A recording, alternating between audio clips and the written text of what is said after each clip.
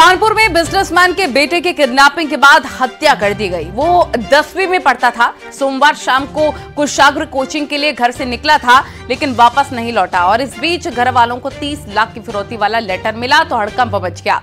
फौरन पुलिस को इसकी जानकारी दी गई, लेकिन आज सुबह कुशाग्र का शव एक घर से बरामद हुआ।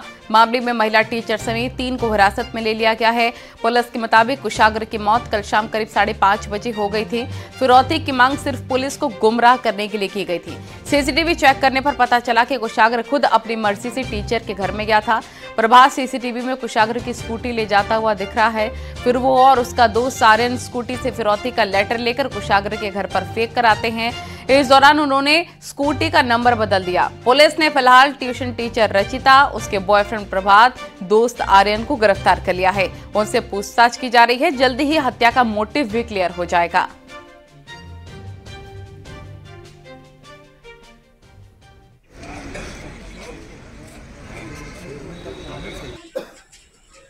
शिक्षिका के रूप में इस बच्चे के घर में पढ़ाती रही हैं 2021-22 तक।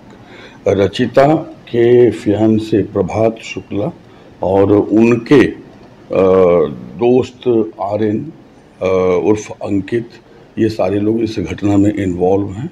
जो डिमांड किया गया उसका ऑब्जेक्टिव, उसका इंटेंशन, उसका मेंसरिया अभी हम लोग समझ रहे हैं।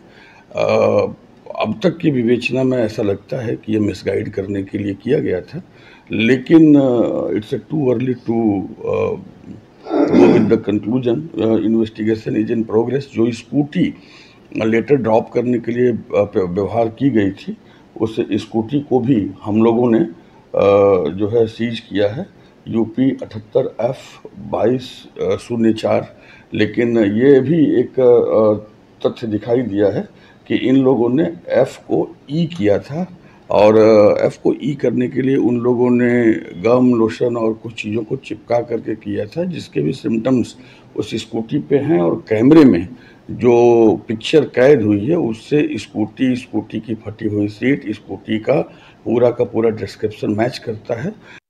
कानपुर में एक दिल दहलाने वाली घटना सामने आई है। एक शिक्षिका ने अपने मंगेतर के साथ अपने ही पूर्व छात्र की हत्या कर दी। 10वीं में पढ़ने वाला छात्र रोज की तरह अपने घर से शहर के एक नामी कोचिंग सेंटर के लिए निकला था और उसे बड़ी ही सुनियोजित ढंग से शिक्षिका ने अपने घर बुला लिया और वहां पर अपने मंगेतर के एक दोस्त के साथ एक कमरे में बंद कर दिया। पुलिस को जब इस मामले की सूचना मिली तो पुलिस रात भर इन कड़ियों को जोड़ती रही और छात्र की तलाश करती रही। पुलिस को सुबह दर्शनपुरवा से छात्र की लाश मिली। पुलिस ने बताया है कि इस घटना को फिरौती के लिए अंजाम दिया गया, लेकिन हत्या के अन्य कारणों का भी पता लगाया जा रहा है। फिलहाल तीनों हत्या आरोपी पुलिस की गिरफ्त में है और उनसे पूछताछ की जा रही है। इस घटना के बाद से कानपुर में सनसनी का माहौल है। जिस छात्र की हत्या की गई वह एक अच्छे परिवार का था और उसके पिता कपड़े के कारोबारी थे। इस घटना को फिरौती से जोड़कर ही देखा जा रहा है। कैमरामैन रोहित निगम के साथ ओम मिश्रा, न्यूज़ 18 कानपुर।